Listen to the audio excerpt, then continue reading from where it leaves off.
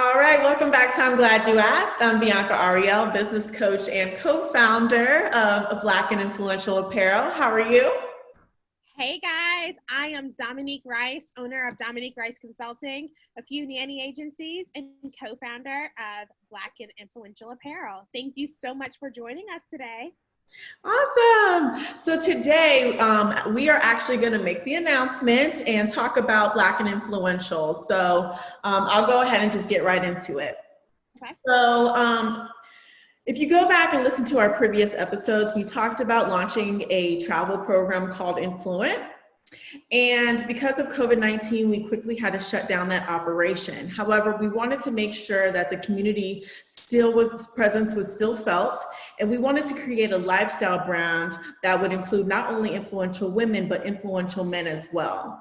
So what we're doing is we're creating a platform that's going to promote businesses and services of influential Black brothers and sisters. And we're going to utilize the apparel to spread that message.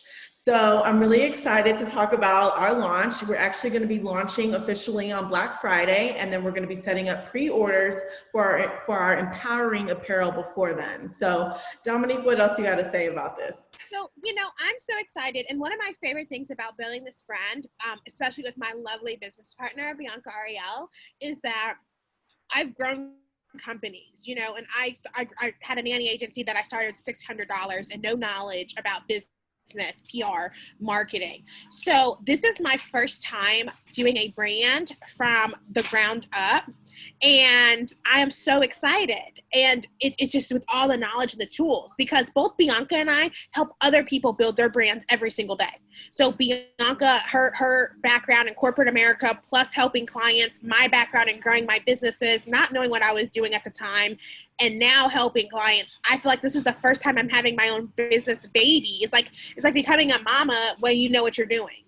Right, exactly. And it's also, we're used to service-based businesses, right? So I served a product in my corporate career. However, it wasn't a tangible product, right? A physician would have to physically write out for the specific device, and then the device would be delivered to the residents. So I never had a product on hand in order to promote. So I feel like with that's going to be a new venture. I know your nanny business is service-based. So although we are going to be providing a service primarily, we are going to have that component of producing products. So designing and cultivating that aspect and, working with fulfillment and things like that are new to us, but we feel like this is something that we're fully capable of doing. And our mission is bigger than that, right? We really want to build and we are creating a foundation in adjacent to Black and Influential to really dedicate our vision to the representation of Black brothers and sisters in the youth community. I think that you can only reach for as far as you can see. And I think that lack of representation in our community it causes the suffering for a lot of young brothers and sisters. So I definitely want to start encouraging things like, having the youth travel overseas, helping any youth that is incarcerated and things of that nature. Because I think that we really need to look back and help, everybody that's younger than us. Correct. And it's just like exposure is everything, and I look at my upbringing where I have cousins who weren't exposed to the same things as me, and they don't have the same lifestyle as me. They're my same cousins. We're from the same place. I have childhood friends who I've grown up with who I help support them because opportunities that I was able to be given, but that was all because I had exposure to different things and I learned life outside of other places. I mean, we're fortunate that Bianca and I met in South Africa, which you may already know that, but so many people haven't left their state. So many kids don't know what it means to take a plane ride, where we just jump on a plane for fun. Like, we're like, oh, hey, B, I'm coming to LA tonight. I'm on my way. Jump on a plane. Like, that's just part of our lifestyle. So for kids that have never experienced that, or even like in college, I used to mentor, and I used to say, I never met a Black girl that went to college. In 2008, 2009, Mm-hmm. that's the only representation these kids have ever seen as a Black person. All their teachers are white. None of everybody in their family went to college. I'm like, you don't know anybody? Mm-hmm. And so the whole Black and Influential platform is all about giving everyone exposure to say, yo, we're hella dope and we're in all these spaces and you can be anything you want to be. And you don't have to be a rapper or an athlete. You could own a commercial cleaning company. and be a millionaire. Right. You know what I mean? You don't have to go to college. You don't have to be that smart. You could do whatever you want to do. And that's what Black and Influential is saying, because I mean, black people in an entirety, we're cultivators. Right. So who we are. And for me, essentially, you know, everything that I was able to do in my life, I did off of the strength of my, you know, taking a risk. Couldn't look to the left or the right and see anybody that wanted to do something that I wanted to do. I went the traditional way initially because I felt like that's the only opportunity I had. I did go to a primarily Caucasian school and everybody was going to college. So I thought, okay, best bet is just to go to college. You know, everybody wanted to be a doctor or a lawyer. So I was like, well, I got to be a doctor or a lawyer or a nurse. And I just really didn't feel like that was a fit for me. So I actually left college and I started working. So I went and started working in cardiology. I started seeing that clinical wasn't really my asset. I had a lot of selling capability and skills, but I didn't know what to do with that. And so I kind of stepped out on my own and started just playing the field. And the majority of my success was actually based on my experience. A lot of my counterparts, you know, that finished college that never worked, couldn't find a job. They were being offered $30,000. I was already making over $75,000 before I even graduated college. When I went back to get my master's degree, I was already making six figures. So to me, you know, I think that had I been offered the opportunity to see other perceptions of success would allow me to clear out my path. But then again, you know, this is my experience as well. And so I want to just kind of make sure that we're showing that representation. I want to make sure that we're showing many different variations. And I want to honor people that went out and just wanted to go ahead and succeed on their own. You know, are you an entrepreneur? Is that for everybody? You know, sometimes you want to work in corporate. I think that we idolize entrepreneurship, but some people are doing amazing in the corporate sector, and we want to highlight those opportunities as well. We don't want to look down on 9-to-5ers just because that's something that we don't see as fulfilling or free. You know, we want to honor people that are doing successful and influential things, and I am super excited to make that happen. And in addition to that, we're going to be able to give back to our youth, and we're going to be able to display this in so many different ways. So this is just going to be more than just a primary platform or apparel line. This is an entire brand, and our goals are extremely aggressive because you're really looking at the dream team. And that's period. That's what it is. You know, and I had someone today in PR, another PR person said, well, what else are you going to be selling for your apparel line other than your t-shirts to hit your revenue goals? And I'm like, nothing. You know why? Because we know what we're doing and we're master marketers, and we know what we have is golden. And this isn't for me and Bianca to sell $1 million in revenue by Black Friday. You know, this isn't for us. This is for our foundation.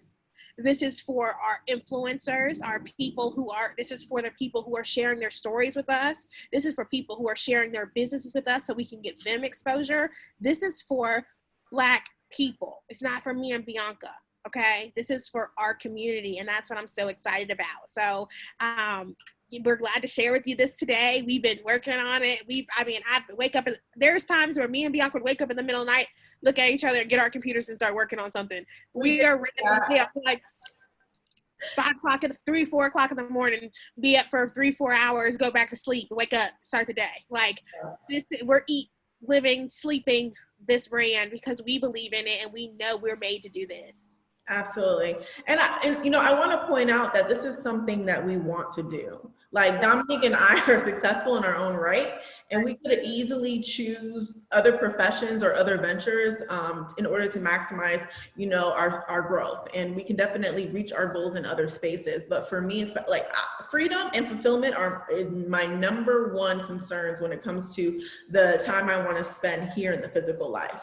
And so this is a project that we're taking on because we really believe in it, and this is something that we actually want to do. Because I know for Dominique and I, if we don't believe in something and we don't really feel the passion behind it, we're not going to take it. We don't even take clients that we don't believe in.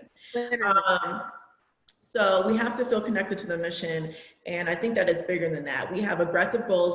We are going to do $1 million in revenue by Black Friday, but it's bigger than this. This is something that we are going to be truly connected to, and this is for our younger population and the younger generation to really succeed when we're no longer here on this physical earth.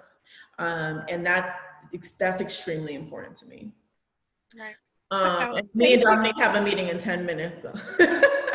So stay tuned and watch us build this amazing brand. It's going to be so dope and exciting, and you get to see us build a brand from the ground up.